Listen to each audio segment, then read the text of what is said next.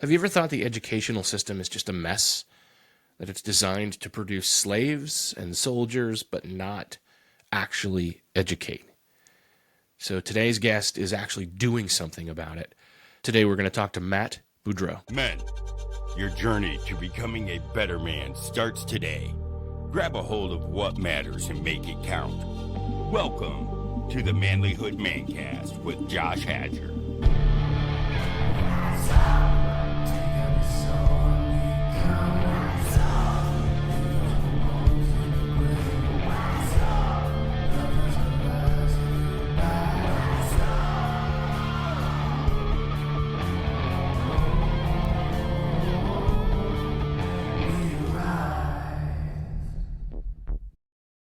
Gentlemen, welcome to the Manlyhood ManCast. Listen, this is a movement of men. This isn't just Josh Hatcher talking to random people on the internet. This is a movement of men who are trying to become even better men. We want to help you do that. And so the podcast and the blog and the things that we're putting out there, this is something that I'm putting out there because I'm investing in this movement. But the movement is really you. The movement is you becoming the man you were meant to be. The movement is you being a better husband, being a better father, being a better leader. And I'm really glad that you decided to do that. Now, let's do it together.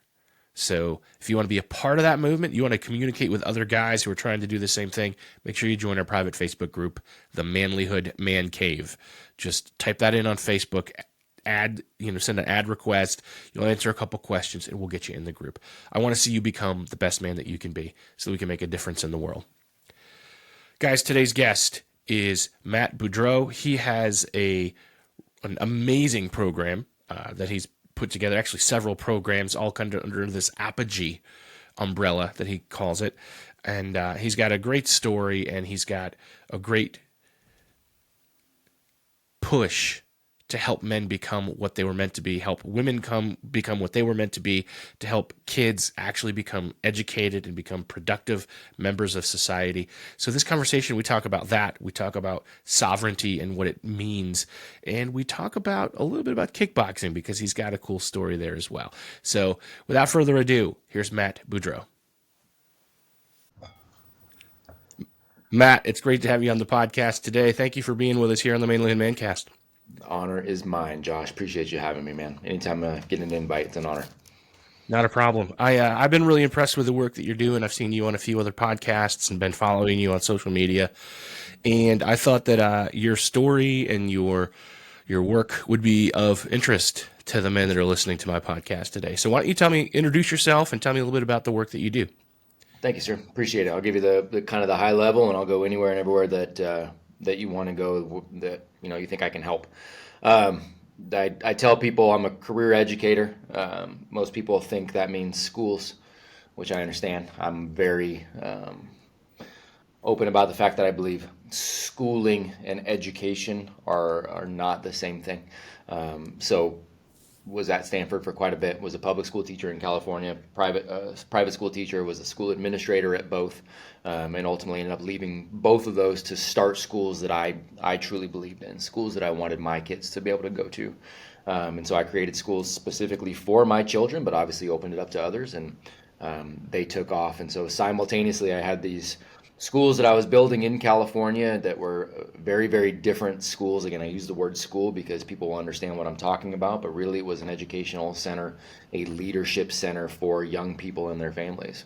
And simultaneously, I had the chance to start traveling the world and speaking on stages to Fortune 500s everywhere, and was getting to hear what they saw from young people that they loved and the things they wish they saw. And so I got to bring that back to the schools. So those continued to rock and roll, and everything was great there. Along the way, partnered up with my friend Tim Kennedy. Many of the listeners probably know who Tim is, and we decided to build out a mentorship program for young men. That mentorship program for young men is now serving hundreds of young men from all over the world, and we've been going for about 3 years there, but we've since added a number of different verticals. So we now have a program for men, another one for women, one for young ladies on the way. We've got about 200 families we bring through home education.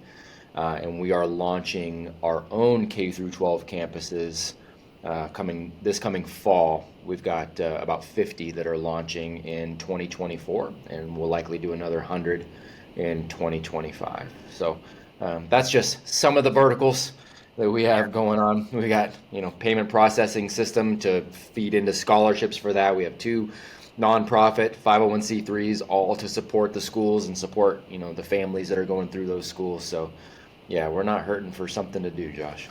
That's awesome. I love it. I think that's actually it's awesome for a lot of reasons. One, I related personally with your story. We homeschooled our kids. Well, we actually in Pennsylvania they have what they call a virtual charter school. Sure. So it's like a state education, but it's at home, and you have a Yep. lot of say in it. And that was something we believed was really important. All four of our kids went through that. Our last one decided, I think her 10th grade year, that she wanted to go ahead and go to the high school, and so after a lot of prayer and thought, we allowed her to do that, and we're carefully watching her education. And that was then COVID hit, and so it was mostly homeschool anyway. Yeah, true story. But True story. um, I I remember being a kid and just not fitting the educational mold. I mean, I did okay, but it was because it just I don't know, man. I always look at the whole system and I say something's wrong with this. This isn't working the way it's supposed to. It's actually working exactly as it's supposed to. And that's the danger, right? So even, and you said, I didn't fit the mold. The sad thing is, I did fit the mold, and it didn't mean anything. I got straight A's all through school.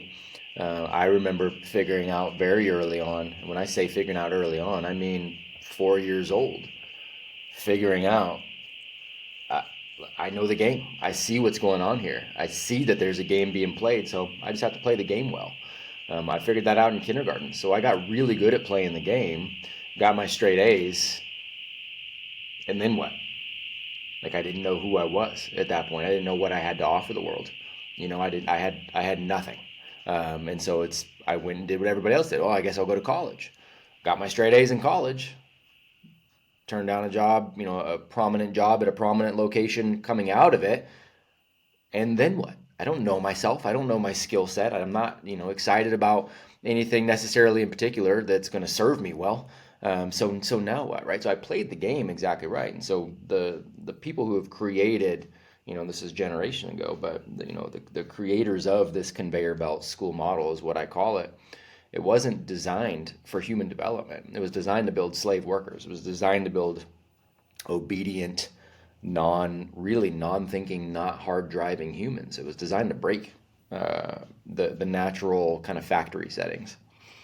Yeah. Yeah. Well, I mean, I think I've actually read that even in America, that's what it was designed for. But before that, it was, the Prussians were using it to make Correct. compliant soldiers. So, Compliant soldiers. That's exactly right. And so, and was there a time where there was still, it was still beneficial because people, there were sets of the population that weren't getting really a lot of true education at home, and this was a step up for them. It was one way for knowledge acquisition and knowledge transfer to take place, and there were some certain gatekeepers. Yes, there was a time, and there was a period, and there was a subset of the population that benefited from it. But so what? Why would we use that now? If that's not what makes sense now, if that's not what truly educates a population now, then why don't? So there's people say, well, gosh, why don't you change it from the inside? But the problem is there is no way to change things from the inside. It is well, designed to stay where it is. I think there is a way to change it from the inside, but it may be too late. I think it was changed from the inside.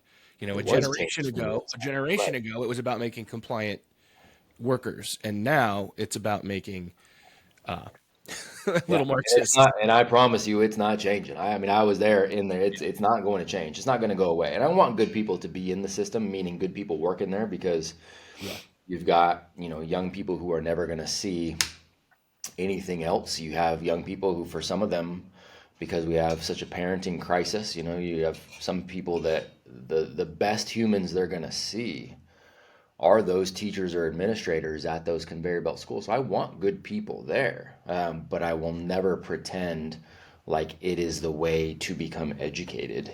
And that's why we're creating something completely different.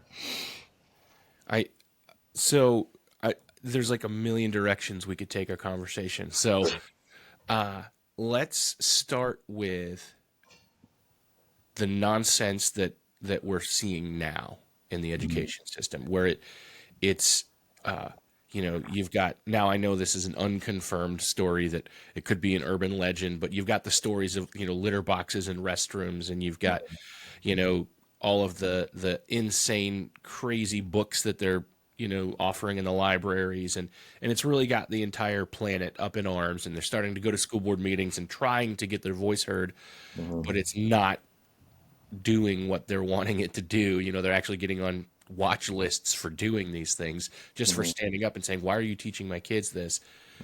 Why? What is happening there, and why is that happening? Well, it's the school system, the conveyor belt system, and this is where I'm going to put the onus back on the parents who are listening. And people don't really like it, that they don't like being convicted on this. And I take a lot of flack, and I'm glad to do so. And I'll take a lot of flack for it, but I want people to understand what's really going on. So 2000, I don't know, it was early 2000s, mid 2000s maybe. I remember learning about why the system was created the way it is, and it's not for child development. And then I remember learning that since the 1950s, there were a plan to subvert and really take control of the teachers' unions, and there was going to be this kind of slow burn where slowly we would take away intellectual freedom of the teachers. Slowly we would start to put in these agendas helping the schools, put in these agendas of women's liberation, and mom and dad don't need to be together, and there's no such thing as gender. Like, this was laid out in the 50s and 60s to be this slow burn to get to where we are. So I remember finding this out early, and I remember going, okay, hey, everybody, and kind of waving a flag with some local friends and family. They're like, no, what are you talking about? You're crazy. This is ridiculous. You're a conspiracy theorist. You're this, like, getting that whole thing. I'm like, all right, man. So, it's only continued to be true. So it's a union driven deal. There is a very, I will just say, a very liberal, and I don't get involved in politics, but it's a very liberal, leftist leaning control of academia, and that starts at the university level. Actually, you got over 90% of professors in all of our universities in this country who identify as far left. And again, I don't get involved in politics, but what you're talking about is some ideologies that I think are just dangerous to humanity. So academia has been taken over, and it was taken over a long time ago by people with less than savory ideas on what humanity should be. It is listen to the government at all costs. It is obey, obey, obey. It is all of this, like, hey, the family doesn't matter. You don't need dad in the household. Choose your own gender, choose your journey. It's not for the parents to decide. All the stuff we're seeing, it's been a long tail game, man. It's been there. But here's where, there's a rule in our house that says no complaining, fix it. And I take that very seriously for myself, for my family, for my organization. And I push back on parents to take it seriously for them as well.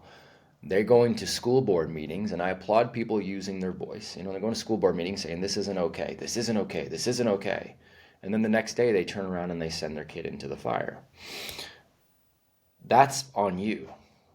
When you realize there's something going on and you're not going to work to make a difference, that's on you. Now, I'm not saying that I understand there's financial situations and there's certain things where it's like maybe you can't turn around and do it the next day, but I'll be damned if I wouldn't do anything and everything I could to get my kids out of there. If you're sending them to a restaurant every day because food is free, and you have grown up with the expectation that food is always free, there's 2 meals a day that you're always going to get that's free, that's provided by the government.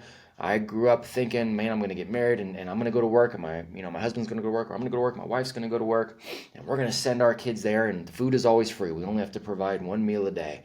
And we always had that in our mind. But at some point you realized the food that they're eating, when I'm sending them there, there's a little bit of poison in every single meal. And do you go protest to the restaurant and then still send them there to go get poisoned every day? Or do you go, oh my gosh, and you pull them out right away and you figure out how to get that other, those other 2 meals? That's the way I'm looking at this. And parents are just still subjecting their, so it's that old saying, if you send your kids, send your kids to Caesar, don't be surprised when they come back Romans. It's a dangerous thing, man. Parents need to step up and do what they need, do what they need to do for their kids.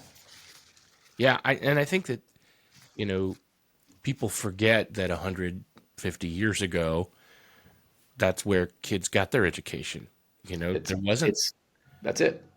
you know, Parents are always the primary educator. They always have been, by the way, because you're confusing educate. People confuse education with school, hmm and that's the problem. And so they think, if I don't send them there to a qualified teacher, to learn these subjects, as if life demands that. Like school is not a microcosm of anything we do in life, and people can see it logically, but they're emotionally so attached to the thought of, like, you and I don't know how old you are, but we're not comparing each other based on, I'm 44. So am I reading at a 44-year-old level?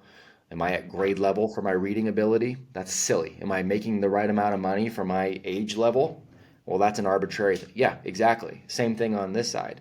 Right? I don't get up every day and go, okay, what subjects am I tackling today? And I better grab a textbook. No, like no, right. it's not a microcosm of anything else we do in life. And I always say this a lot of times because one of the things as I'm working with young men in particular, I hear this all the time. They have this, they graduate, whether it's college or high school, and they go out into the world and they realize I don't have any friends my own age, and they start getting depressed about that.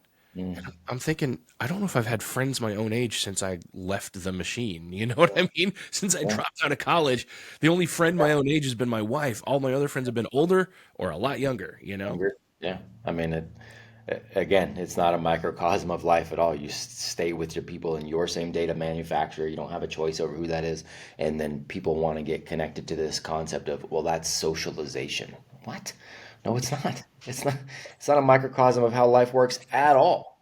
That's an argument that we heard a lot. Because 25 years ago, 24 years ago, I guess it was a little, maybe it's 20 years ago, we started homeschooling, Hmm. and and it wasn't that foreign of an idea. Hmm. But I remember we'd get people all the time saying, "Well, aren't you worried about your kids being socialized?" Yeah, And I am. If they go to school. yeah, what is your general response to that? Like how, like like are your kids socialized? What does that look like for you and your Yeah, family? so what is that? So I always ask people, what does that mean? What does it mean to be socialized? Are you asking, are they going to fit into society? Well, shit, I hope not. Right. You look at the low bar that society has set. No, I don't want them fitting into that at all. You look at people who are afraid to communicate, who hate their work, who hate their job, who, aren't physically, socially, emotionally, mentally healthy, who don't have any understanding of That's the majority of people. Do I want my kids fitting into that? No, I don't. I don't have any desire for that. So what does socialization mean, right? It's usually it is fitting into some sort of. So who do I want my kids to fit in with? Well, I want them to fit in with happy, healthy humans, right? Who are endlessly curious, who are purpose driven, who are service oriented, who have joy, have peace. That's not the majority of the population. That's a minority. So sending your kids to school and again going, all right, I don't know who they're around all day. They're only around people of their same date of manufacture. And those are going to be the primary voices. I don't know what the backgrounds are from those young people. That's crazy. That's a crazy idea that those are the people that should be imparting the majority of the inner voice, right? Young people grow up, their parents are the inner voice, like that little inner voice we all have. That's their parents' voice for a long time. But then as they get older and they're off in school, like you start to gradually, parents start to lose some of that real estate up there, right? And it starts to be anything else, anybody else that's around, culture that's around, anything else that they're consuming starts to make up those inner thoughts. And that's fine. That's a natural progression of things. But I'll be damned if I just go here. I'm going to put a bunch of wild cards and what, like, it's ridiculous. It's a crazy thought. We like to say things like, because it's true, you're the product of the 5 people you spend the most time with. Yeah, that matters. So why would I not be wildly intentional about those 5 for myself and my family? Yeah. I don't understand that concept. Yeah. I'm not gonna, I'm not gonna roll the dice on that. I know as a kid who, back in the we're about the same age. I'm a year older, so back in the 80s and early 90s. I think that before Columbine, right? Mm-hmm. The view of bullying in school was very different. They Mm-hmm. like, well, we'll just let the kids sort it out. As long as nobody's going to get killed, we're going to let them figure it out. You know, Mm-hmm. and I mean, I was bullied horrendously as a kid, Sorry for that. and as I got older, I started being able to fight back. Mm-hmm. And got, I fought a lot until about Mm-hmm. eighth grade, and then I kind of figured out who I was, and I realized I didn't need the validation of, it didn't matter what they said or what they did. Like plus I kind of grew into myself a little bit, and they didn't want to mess with me anymore. Mm-hmm. You give enough bullies a bloody nose, and they stop. I Mm-hmm. look at today, and the last couple of years that my daughter's been in school, and the stories I've heard, it's like you've got these kids who are being bullied relentlessly, Mm-hmm. and if they stand up for themselves at all, they're treated just like the aggressor.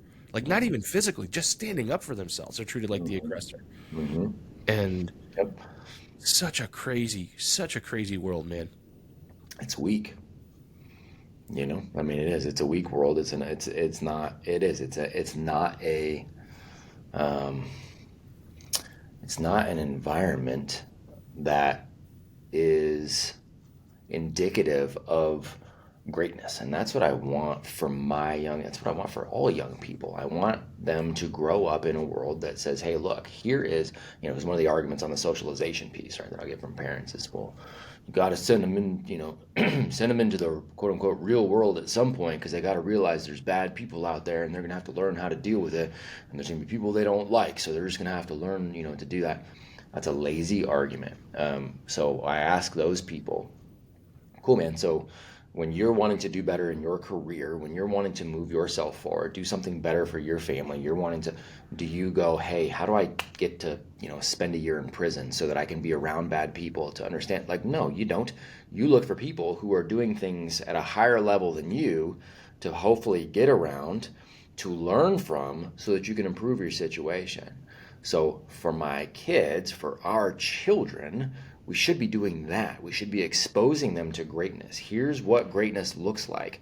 Here's what being socially, emotionally, physically, spiritually healthy looks like. Let's make that the habit, because what happens is the sneakiest part of school is you're developing a baseline. You're developing a habit. You're developing what is normal.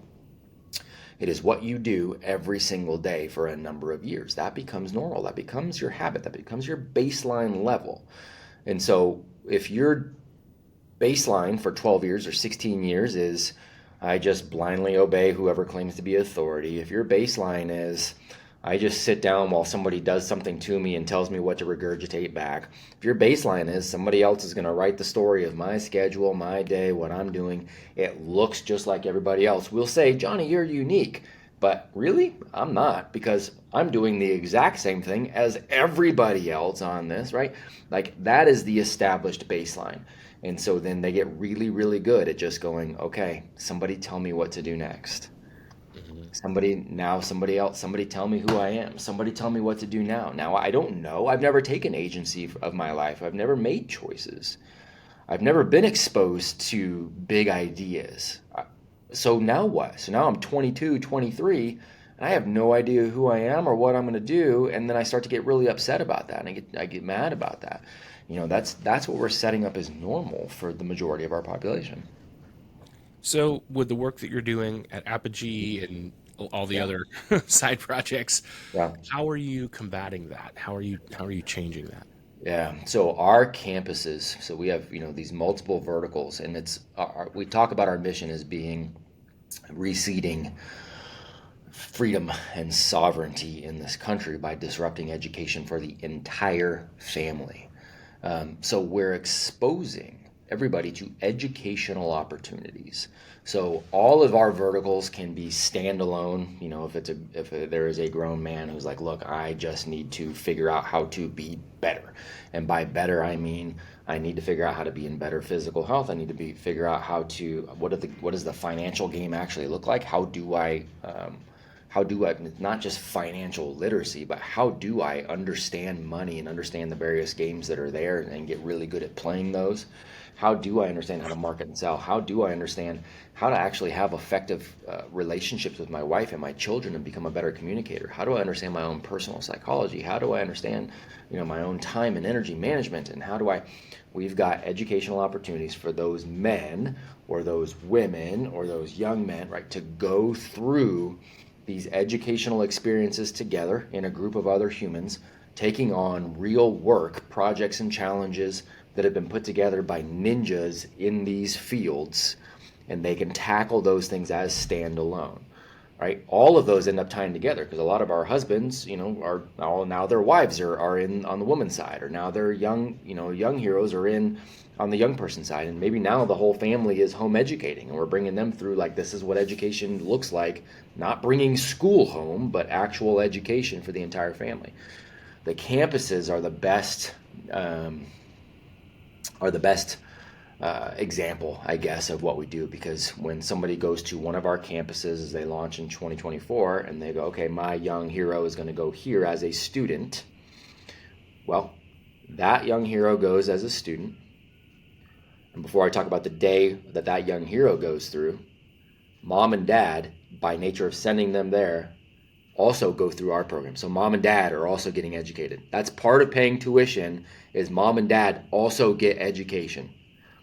Schools like to talk about creating lifelong learners and educating the whole child. BS. Unless you've got mom and dad that you're helping them walk along to, you're not educating the entire child, because what happens when that child goes home? That's the people there, and parents should have agency, and these should be the ones that are really the primary educators, but we got to help them have opportunities to grow too. So we're committed to the whole family growing. And then when that student is on campus, they're taking on the habits of people who are successful. And I don't mean successful in terms of like making money, although that can be part of it. I mean successful in terms of being sovereign, learning how to take personal responsibility for your own story and for your own journey. So as young people, they'll still get the academia done, but there's physical education on a daily basis. And I don't mean playing dodgeball. I mean, let's actually work out and understand that physical health is a thing that you can control. So let's control it to the best of our ability. They are learning to think. We engage in Socratic conversation and Socratic inquiry every single day, and they learn to communicate that. So they learn to articulate what it is they believe, why they believe it. They get reps in, again, that baseline of normal. They get reps in every day of thinking through hard situations, thinking through hard topics, having to make tough decisions, and then having to defend why they would have decided what they decided, and understanding how to listen to somebody else. Because when Josh goes, hey, this is what I believe though, Matt, and this is different than what you believe. Here's why I believe it. Now Matt and Josh have to engage in civil discourse where we may or may not come to an agreement, and that's okay, as long as both of us have done our job, right, of articulating why we believe what we believe and listening to the other side. But it also, pokes at us to have to be intellectually brave enough to change our mind if better evidence gets presented on something. So we have these kind of conversations every day. They take on personal responsibility on and off campus. They all have jobs on campus. There's an economy that's on campus that they become a part of. They get jobs outside of it, especially as they get older, internships, apprenticeships, and they're taking on real world projects that directly correlate to life, skills they will actually need in life.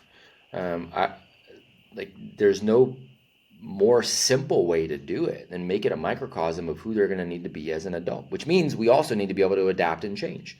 You and I, neither one of us know what jobs are, most prevalent, or what skill set, other than the meta skills of being able to communicate and collaborate. Like there's some meta skills that'll always transfer, but we don't know what the jobs look like in 10 years from now. So we need to be able to adapt. 5 years from now, something is ChatGPT, right? That's a relevant thing. We need to understand how to use it. We couldn't have predicted it 5 years ago, but now it's there. Some schools are like, no, the reality is it's here. Okay, so what do we do with that?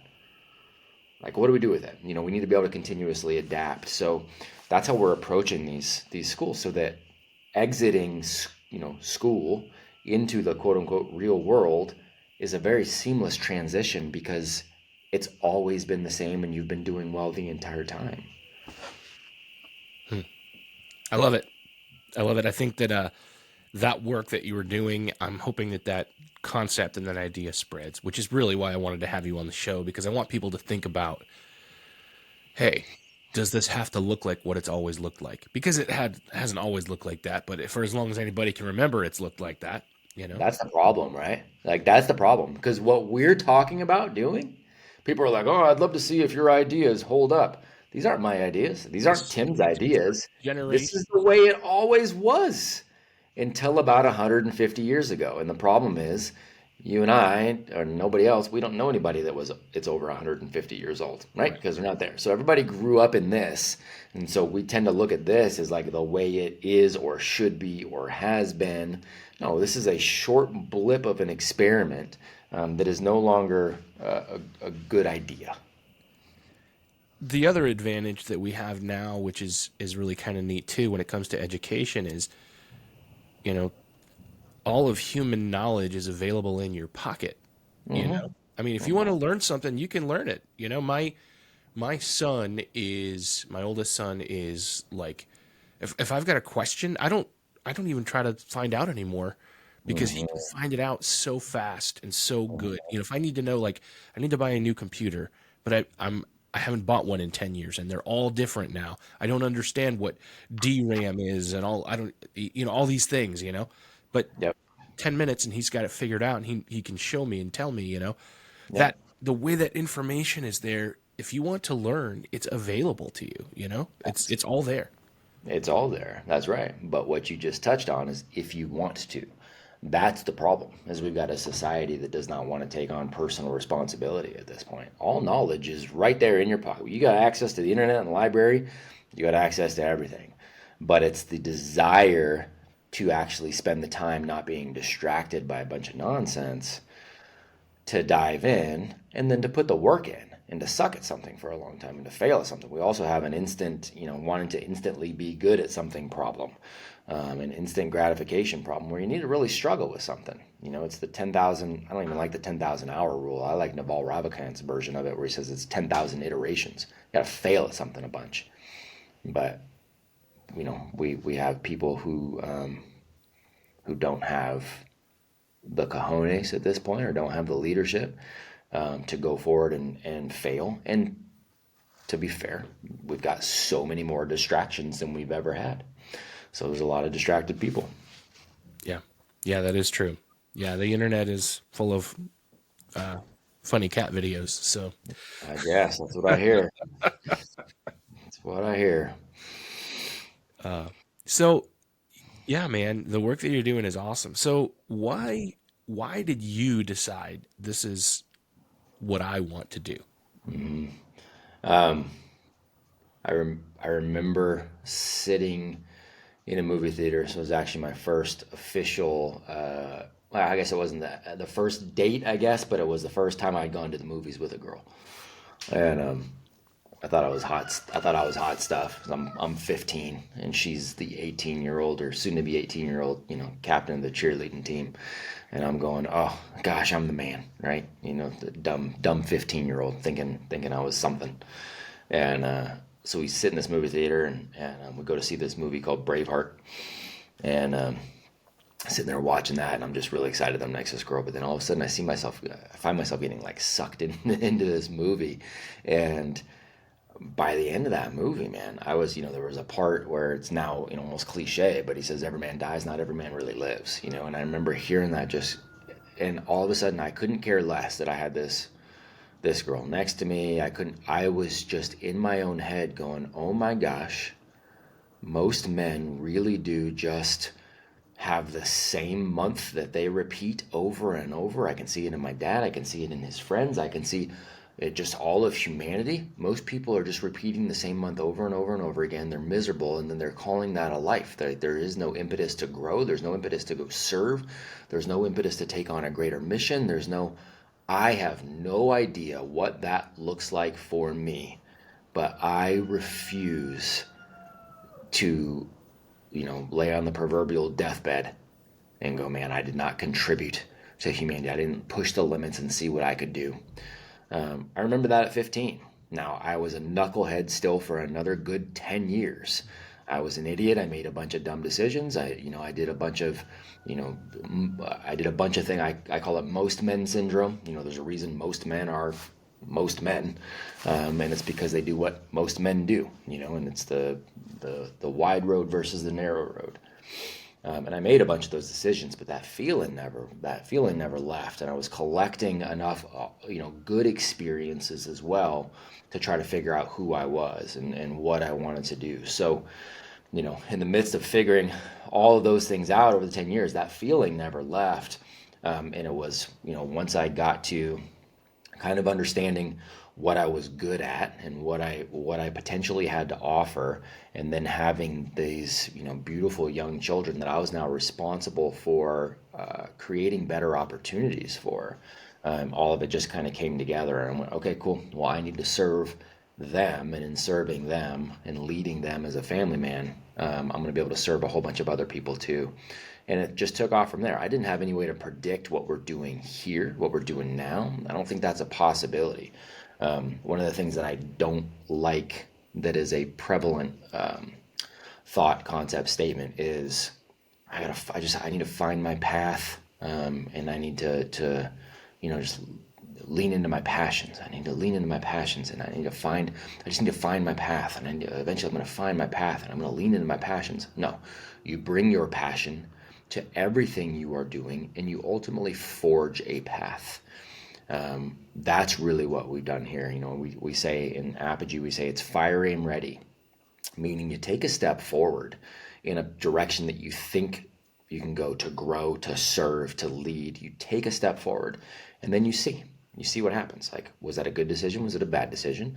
What opportunities are now in front of me? Now I've got multiple decisions to make. Okay, I'm going to choose door number 1. Cool. I'm going to walk through this one, and I'm going to keep going. And then I'm going to assess and go, okay, now what opportunities?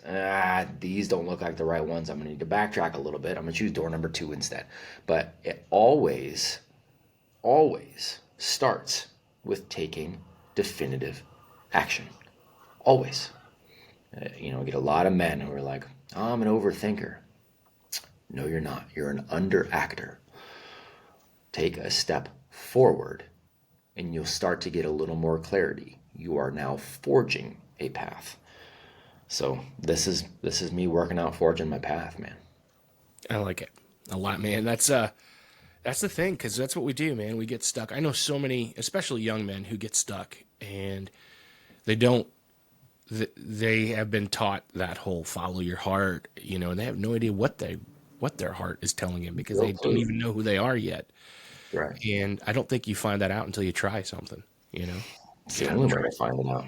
Get out and try it. Get out and move forward. Take a guess. Okay, I think this is kind of where I want to go. Cool. Go do your best effort. Like, go figure out anything you can that's going to put you in that direction. Go talk to the right people. Go put some work in. Go give it a shot and do it for a long time, and eliminate the distractions around you, and see what happens, and see what other opportunities come out. See what you learn about yourself. And you may find out that that's the wrong direction, and so you just change. That's it. That's exactly right. I went very, very hard down some directions that very much weren't the right direction. But I'll tell you what, it's like I look back now, and every single one of those, though that was ultimately the quote unquote wrong direction for the path that I'm forging now, there were pieces of it that absolutely played into what I'm doing. People are like, oh, how'd you get to where you're launching 50 campuses and you got thousands of people in this program? Like, how'd you get to that point? And I always tell them, I worked at Abercrombie and Fitch. You're like, what? That has nothing to do with it. And it doesn't, but it does. Because that was part of my path, because I turned down this, prominent job out of college, and then was like, all right, great. Now I have no idea what I'm going to do. And I randomly got asked in a mall, hey, do you have a bachelor's degree? I'm like, I just graduated. They're like, well, do you want to be a manager? And I'm like, cool, management sounds good. I'm not a retail guy. I don't have any experience on this, but yeah, let's rock and roll, because I need a management job, and I'm just going to go in there and, do the best I can. Well, cool. So doing the best I can at managing freaking Abercrombie and Fitch stores, Well, guess what? I'm married to a woman now that we've been together for 18 years. That's where I met her.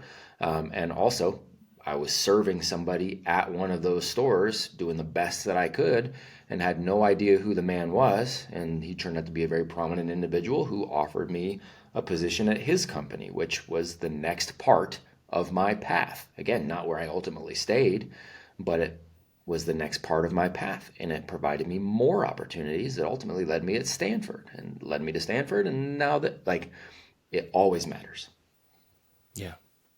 Yeah, I know a lot of guys actually who are successful businessmen and they never advertise their positions. They just, you know, there's an insurance guy that I know, and everybody that's on his staff, he met at a restaurant or a service place, Hmm. right? Someone who had a heart for service and a heart for Hmm. people, and he said, "These are the people that I'm going to hire." Hmm.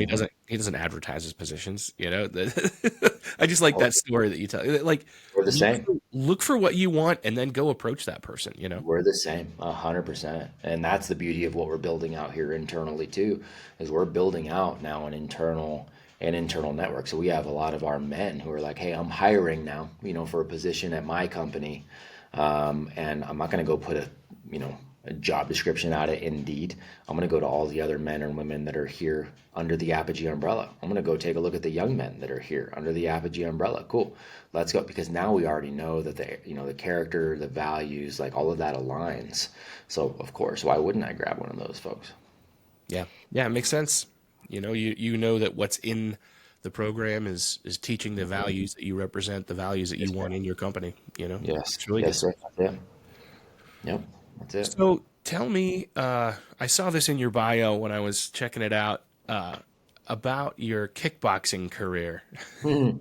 Yeah, so I grew up. There's a gentleman. Have you ever seen the movie? You ever seen the movie Kickboxer?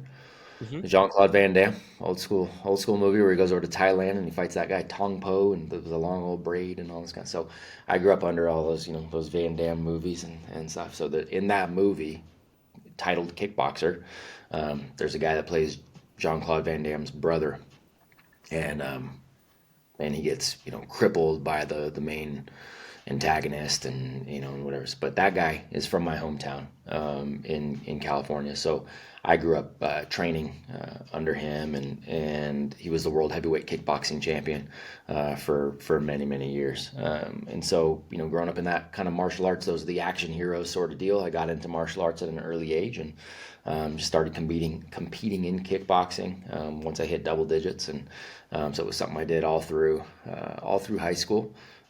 Went off to college and trained sporadically for the 3-4 years that I was in school, not really doing a ton.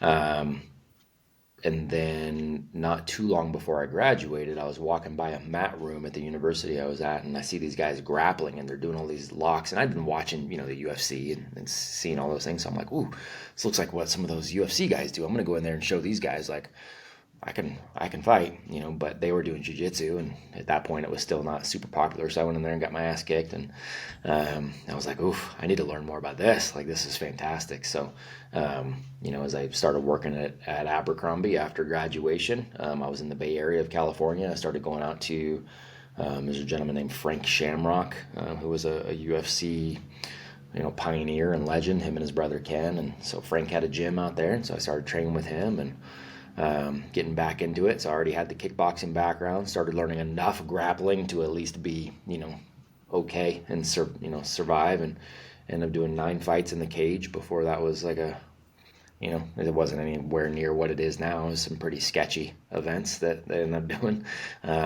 But yeah, it was a good experience, man. Met a lot of really good people. Most importantly, I learned a lot about myself. That's the really the best part of the whole thing. Kickboxing as a kid obviously helped with confidence, and making sure I was still physically active, and same thing for the cage later. But mostly, man, it was just an exercise in self-awareness. Yeah, that's awesome. I love that story. I'm a fan of the Shamrocks, so it's kind of cool that you Yeah, got to know it's them. cool, man. They're good. So I got to train with Frank for quite a while, and then Ken actually put on the first cage fight that I ever had. Ken was putting it on. It was his promotion, and And he called me while I was at work, and I'd always been a huge fan, of him too. And I get this phone call, and he's like, "This is Ken Shamrock," and I'm like, "What?" Ken Shamrock's calling me, and is like, "Hey, do you want to come try out?" This is before the IFL started. He's like, "Do you want to come try out for? I'm gonna have an IFL team out of Reno. Do you want to come try out for it?" I'm like, "Sure, man. Yeah. Like, I just want to come out there and have the experience. Whether that's something that, yeah, you bet, I'll be out there." He's like, "All right, cool, man. Well, like Saturday, we're gonna have this at my house. Like, we're gonna have the tryouts at my house. Like, do you want to come out there and do the tryouts? And then we're gonna go over to the gym and get out." I'm like, "Yep, I'll be there." He's like, "All right, cool." So he hangs up, calls me back a few minutes later, and he's like, "Actually, how much do you weigh right now?" I told him. He says, "All right, so you think you can make 170 by, Thursday?" I'm like, "Well, what?" He said, "Because weigh-ins would be Thursday. You could actually fight on the card on Friday if you want, and then come do the tryouts on Saturday." So I was like, "Okay, yep, sounds good. I'll make the weight. Like, let's do it." So, I end up having a horrible weight cut, but getting there, going up there, not knowing who I'm like. This is my first fight. I'm like, I have no idea who I'm fighting. I have no idea what's going on. There were no, it was not to throw Ken under the bus, but I mean, there was no blood test. There was nothing. It was just like, show up, and if you can make some weight, here we go. We're gonna put somebody in front of you. So, got there, ended up fighting on the fight card that night, and then the next day going and doing the Lions Den tryout. So it was cool. That's awesome. Yeah, it's a fun hobby. Do you still do any of that at all, or? I haven't in a while. When we moved to when we lived in Sacramento, I would help with some of the guys at Uriah Faber's team out there. I would help with some of the fight camps. Became good friends with some of those guys. And then, but as I've started, really the last 10 years, as I've been building out everything on the school side, the Apogee side, and traveling, it's been very, very sporadic. We've got an American top team gym not too far from where I am now. My son is in there training, which is cool to watch. I still stay very physically active, but as far as the martial arts, man, I've been relatively inactive for almost a decade. Now every once in a while I'll get out to Texas, and when Tim and I have some meetings, and I'll go train with him, and we'll get a workout, and then we'll get in the ring, and we'll get after it, which is code for Tim beats Matt up. I was gonna say he can kick your butt, dude. Oh, it's not even close, man. And there's He's just like a ball of meat, man. dude, he's just a freaking unicorn in a lot of crazy ways. But so I still get to get punched in the face every once in a while, which is cool. It doesn't even sound like fun though. It's been a while since I've been punched in the face. I don't think I want to do that anymore. Yep, totally. Oh, that's awesome. So, Matt, I like to ask all my guests a few questions, and I'd really like to hear your thoughts on these Yes, things. sir. And I think you may be uniquely qualified to answer this one, particularly because you've helped develop a program that helps this to happen. Help men become what they're supposed to be. So, what does it take to be a man?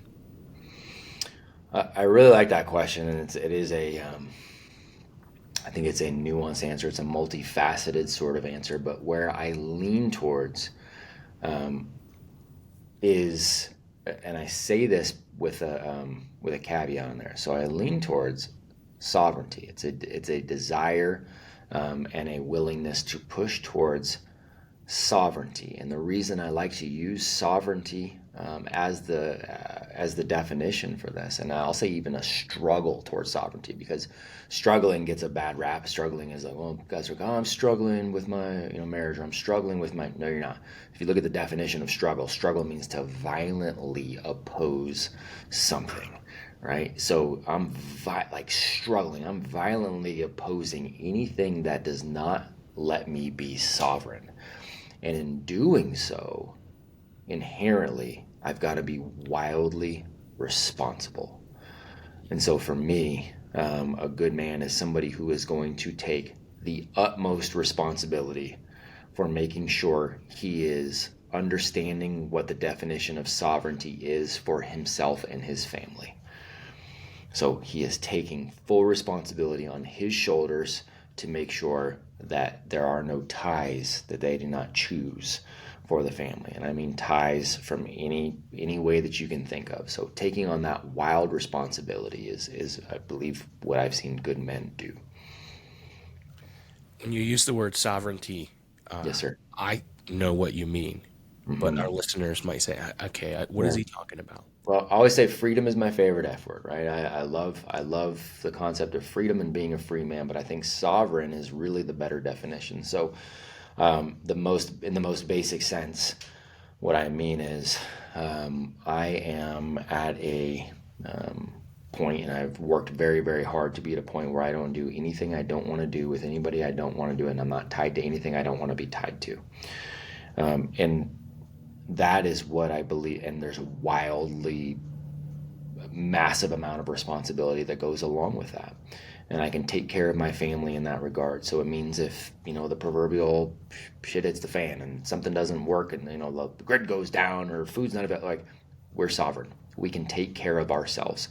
We are sovereign from a financial standpoint. We're sovereign from a familial, the relational. Like, we are choosing how we live our life, and we are not subjected to having to answer to somebody else. I don't have to answer to somebody else for work.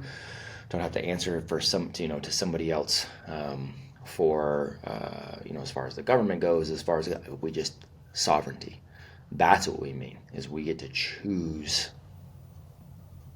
who we are and who we do this life with.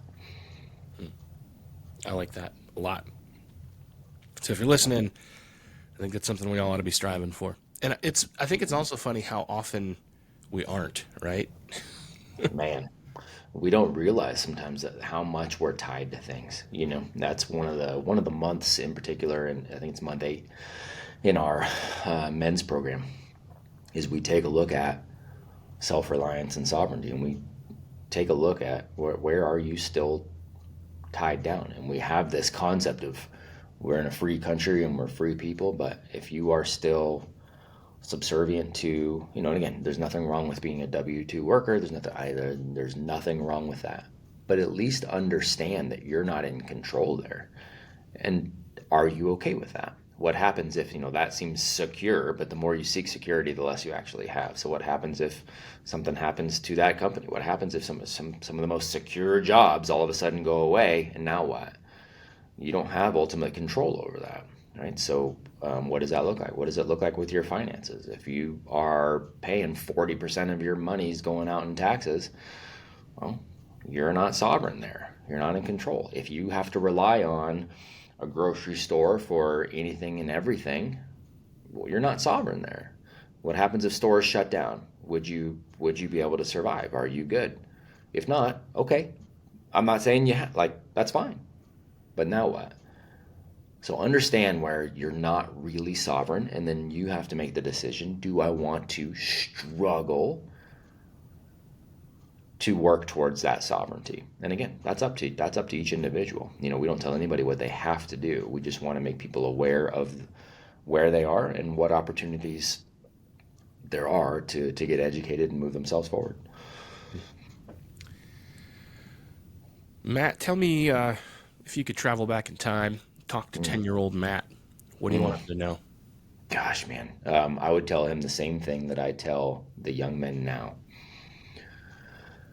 Win each day and stay away from the distractions. I really believe our young men and myself as a young man would be better off with the concept of addition by subtraction. The more we can keep distractions away and just focus on, okay, today I'm going to move the needle forward in whatever way that makes sense. Like, I'm going to read a little more here. I'm going to serve a little more here. I'm going to reach out to this person here. I'm going to work out a little bit more here. I'm going to pay attention here. Like, just these little tiny things, nothing crazy, nothing amazing, nothing over the top, just winning each day and eliminating the distractions.